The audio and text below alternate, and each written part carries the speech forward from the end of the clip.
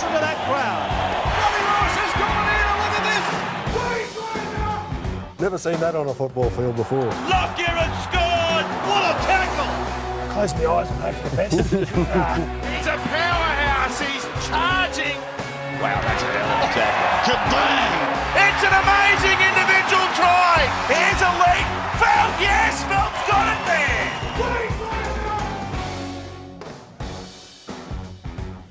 Well, welcome to our first edition of Queenslander for the year, where we discuss all things footy in the Sunshine State with a couple of Maroons legends, Darren Lockyer and Wally Lewis. First of all, guys, what do you guys get up to throughout summer? 5 months of footy. What do you do to fill the time? Went to the beach a couple of times. Actually went to the snow for a little bit. Took the kids there, and got to say I was happy to see the kids go back to school. And, now the footy's upon us. Can't wait. Adam, I spent a little bit of time out in Moreton Bay, going out in the boat a couple of times, did a bit of fishing out there, certainly enjoyed that. And other than that, it was probably looking after the yard, getting the lawnmower out and making sure that it was in good shape. And your son Lincoln has told me off the record, but I think I'm allowed to say it, you love mowing in your little DT Speedos on a Sunday morning. Is that true? Turn it up. 35 years ago that may have been the case when I was 25 years of age, but the body that I've got now, I'd be too embarrassed to put this big blurter out in the open site. So that's not the case. But I love mowing the lawn. Love to get out there at least every fortnight to look after that. I'm sure Freddie Fittler would love hearing that as well. Loves his grass, Freddie. You got one of those mowers that goes over the MCG. The cylinder mowers, yeah, I had that, looked after that, and used to enjoy it every time I dragged that one out. But recently, it's just been just an average mower that I'm looking after it with, but it's still in pretty good shape. Oh, well, it's on the record now. Yeah. Well, we've got to talk some footy here on Queenslander. Darius Boyd, the big announcement throughout the past week or so here in Brisbane. He's retiring at the end of the season, guys. 15th and final year, 300-plus games. What can we expect now from Darius in 2020, now that he's made that decision? Well, I think if you make the call early, you put the pressure on yourself. You know that you've got to live up to the expectations that he will set himself. He'll want to be able to go out with a bang, and I think it's the right time to make that decision. Certainly, know what he wants throughout the course of the season, and not want to let his teammates down. And I think in your last season, you want to be able to celebrate it in the right way, but you want to be able to remember it for all the right reasons. Yeah, look, there's no doubt. I think, he's now got, I reckon, weight off his mind. So, the media's been talking about when Darius is going to retire, and he's made that call. He's obviously in the off-season, thought long and hard about it. So I think he'll have 2020 without any distractions. He can think clearly and enjoy his footy. And I also think that'll take the pressure off the people, the players around him and the coach, because they don't have to talk about it anymore. Everyone knows where Darius stands, and I think he'll have a big season to finish. And is it the right time? And as a former player, when was the moment that it came to you guys that you thought, I should retire? For me personally, probably it was more forced around my contractual situation. So I was coming into my last year, and then you start to weigh it up. Do I want to go again, or should I make this the last year? So from that perspective, again, in the off-season, I thought long and hard, and then by round 4 in my last sort of year, I got sick of the speculation about whether I was going to play on, and I decided to make a decision, and that was the decision that I was happy with and made it work as best I could. Yeah, I was down on the Gold Coast. Of course, it probably wasn't the best football that I was playing at that stage, but I knew that I just wasn't enjoying it the way that I should. So I made the decision to just quit as a player. Continued on as a coach, and I probably regret that. I should have gone to learn a little bit more about coaching before I jumped in at the deep end. But you're always wiser after the event, and I think it's quite easy to sit back and make those decisions. But at the time, it just appeared to be the right thing to do. And in his final year now, Darius Boyd has to adjust to a new position. How will that work, him playing left centre? What does he have to do to adjust his game for that? He's always been a good defensive player, Darius, so I know, he'll have Corey Oates outside him and Anthony Milford inside him, and I know Milford likes having Darius there because he's a really good talker and he's a good defensive player, so doesn't change much there. I think in attack, he's probably used to, going looking for the ball a lot more. that's probably the biggest adjustment, is you're going to have to sort of stay in your lane, so to speak, out there on the left. And, he's going to have David Fifita inside him. So I think, he should be looking to get some, I guess, second phase footy off David. And Milford, he's in, at this stage, he looks like he's going to have a good season. So he should be able to see plenty of football and then be able to put Corey Oates away. Yeah, working off those two names would be fairly comfortable, I think, Lockie. I agree with that. Milf will certainly want to provide an opportunity, and there are often plenty of those when he's thrown a dummy or perhaps sidestepping through some holes. But he's got a big challenge in front of him, Darius, and I think that, he's a very proud man, and he's going to want to retire on the right note. So I'm sure it'll be one of those seasons where he will leave nothing to regret. I think one of the big things Darius needs to do this year, and I think he will, because, as I said, the pressure to a certain extent off. I think he just needs to get out there and play football and enjoy it, and roll your sleeves up and get stuck in there a bit. And you mentioned he'll be lining up with David Fifita next to him. Mal on the Gold Coast has come in and said, we'd love to sign David Fifita. Is he the right fit to fulfil Jai Arrow's impending departure on the Gold Coast? Well, I think David's a different player to Jai. Jai plays in the middle and he gets through a mountain of work, and with the football and without the football, David's more an impact player. But, I think David brings a certain impact on the field, but he gives your club a bit of impact off the field too, because even though he's only young, he's such a big name and such a promising star. So it just depends on what the Titans need. I think that's one of the things that clubs are a lot better at now. You can't just go and buy a player in a particular position because he's a good player. If you don't actually need a back rower, he's got to fit in the team. He's got to fit in the team. Yeah, you've got to spend your money wisely. Yeah, I think Fifita's a wonderful young man. He's got personality, determination. He has challenges in his life that he likes to get over the top of, and I think it'll be a good season for him. So it'll be quite interesting to see how he takes those on this year. But he's one of those guys that he hates losing, and he wants to make the most of every time he gets out in the football field. There'll be plenty of it. And how can the Titans recruit a big name player or two to help turn that club around?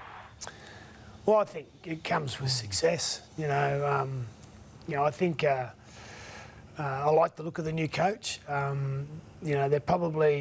Their roster, I think over the next couple of years might change quite a lot.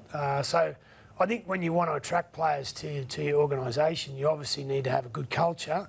And I think that's part of Holbrook's, challenge right now, is to get that culture where it needs to be. But then, a lot of players, they'll come to a club because they're optimistic that success is not far away. Yeah, Holbrook has been spoken about in glowing terms from virtually everybody that's played under him. Certainly in England, they love him over there, and they believe that it was a very painful move to actually see him leave their shores. I think there'll be some sort of a partnership that he'll work in with Mal Meninga as well. Big Mal knows plenty about it, and he can get the best out of any player in the game. I've seen him do that at State of Origin and Test level, so I'm sure there'll be plenty of conversations going on. And when you've got two coaches basically in the mix that are quite capable and available for every player in the club, I think it'll smile upon the players this year. I think it's been deliberate, but they're flying under the radar, and I think that's just been, whether it's Mal or Justin, but they seem to be going about their business. I know they're coming off a pretty low base with the wooden spoon, but I'm liking what I'm seeing, I'm liking what I'm hearing. And we mentioned signing players. David Fifita off contract. All the talk is he'll re-sign at the Broncos. Why hasn't that been done yet, Lockie? I think it's a big decision for him, but also, like a lot of clubs, the NRL are getting more and more strict with the rules around the salary cap about registering contracts. So I know that there'll be a lot of clubs in the same position as the Broncos, is that, there's salary cap pressures there, and, being able to... I think the market went silly there for a while after Ben Hunt signed at the Dragons for that massive deal, and, good luck to Ben. But I think that set a massively inflated market, and I think it's just starting to come back a bit. And, I think that's why there's probably a lot of players out there that are taking their time with these contracts, because the deals that were once out there aren't there now. Fifita, he's a player that really does appear to be worth his weight in gold. The money that he's on certainly is worth that, Lockie. Yeah, look, again, he's a dynamic back rower and he's probably going to be one of the best in the game in a couple of years. I mean, consistency's the key, but I still think, you know, your 9s, your 6s and 7s are the ones that win the big games, and these guys help you, but in my view, they probably still should be the highest paid in the game.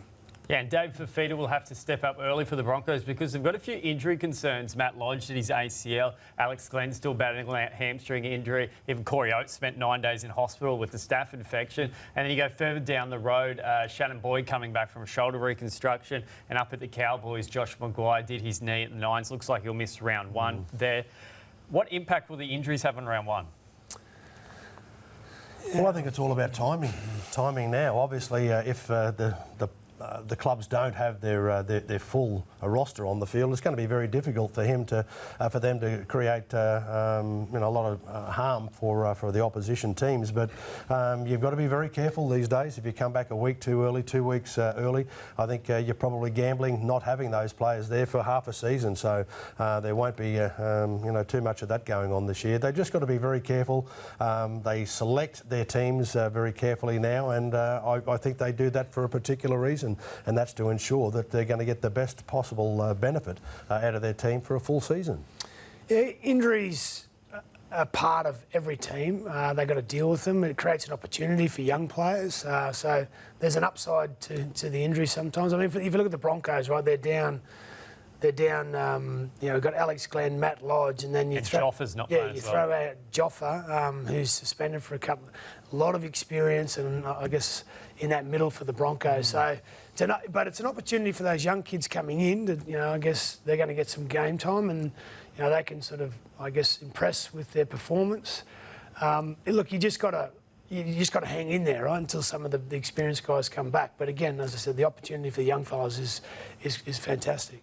And what about our bold predictions right here from the get-go? First show, top 8. How many of our Queensland teams will play finals football this year? All 3, none, or somewhere in between? I'm 2. I'm putting the Broncos and the Cowboys in the bottom half of the 8. The Titans, as I said, I'm confident they're going to have a pretty good season, but I think they'll just be out. They'll just miss the 8. Yeah, I agree with Lockie. I think the Titans will try hard this year, and they certainly will improve a lot on what they've experienced in the last couple of years. Where the other 2, I think they'll sneak into the 8. Brisbane, I think they've got a little bit of a difficult start coming. They're going to have to adjust to the players that they've got around them. There's some life after the loss of a couple of players that they've got to get used to, and it can be a little bit difficult. The Cowboys, I think that they're always going to be extremely tough to beat on their own soil. When they travel, they don't do too well, but I still believe that they're going to finish in the top 8. Well, we've got a new segment here this year, Wall's One to Watch, where each week you're going to predict either a player, a coach, official, someone to watch. A person or team? Who you got this week, Wall? We put you on the spot? Who are we watching in 2020? There's been plenty of watching going on here. We've been having a look at Valentine Holmes, playing on the other side of the world, and it was quite interesting to see the way that he developed a new career and appeared to be adjusting to it quite comfortably. I think his trade to the Cowboys will certainly increase his determination to succeed. He's one of those guys that a fairly quiet character, but when he gets an opportunity on the footy field to be successful, he doesn't waste too many of those. So I think it'll be a pretty good year for Val Holmes coming up. An interesting start for sure. And Lockie, is he a fullback or is he just a winger? Well, I always thought he was just a winger, but the last 2 seasons he had here, he blew me away with the extra skills that's required to be a top fullback in the game. I probably didn't. I underestimated how good he could pass, and he could actually, he's got a nice touch with his kicks. So he's a fullback. Well, Lockie, your new segment is good call, bad call. Each week you're going to go through the NRL, something good that happened, something bad that happened. What's your good call? What's your bad call? Well, ironically, Wally was just talking about Val Holmes. I think that's a good call that he came back to the NRL. I think everyone's excited, especially up north, to see him back. He's now playing with his brother-in-law, Michael Morgan. They're married to sisters, so there's I guess, good call there for the family reasons. But as long as he doesn't play really well in round 1, against the Broncos, it's a good call to see you back, Val. Bad call.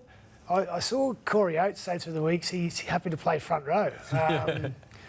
That's not an easy gig up there. I've never played front row, Corey, and I know you've played in the forwards before, but front rows, mate, I think you'd be much happier out on the wing. So stick to that. Yeah, I think if we saw him packing too many scrums and he started clashing heads with an opposition front rower, he'd turn that around and say that was a pretty poor call indeed. But can you imagine some of the opposition front rowers out there if they saw him come in? No, he's a big boy, but they're a certain breed, the front rowers. Maybe there's a bit of truth. He's on the left wing for the Broncos. Darius Boyd moves to left centre this year. Maybe that's why Darius has retired a year early, because he's so annoying playing inside Corey Oates. He thought, I can't do 2 years next to this bloke. I'm only doing 1 year, so that's what I'm cutting out. Yeah. So seems like a good time for us to finish here on Queenslander. Make sure throughout the year you keep tuning in and stay engaged with the Wide World of Sports website, Twitter, Facebook, Instagram for all your Queensland Rugby League news.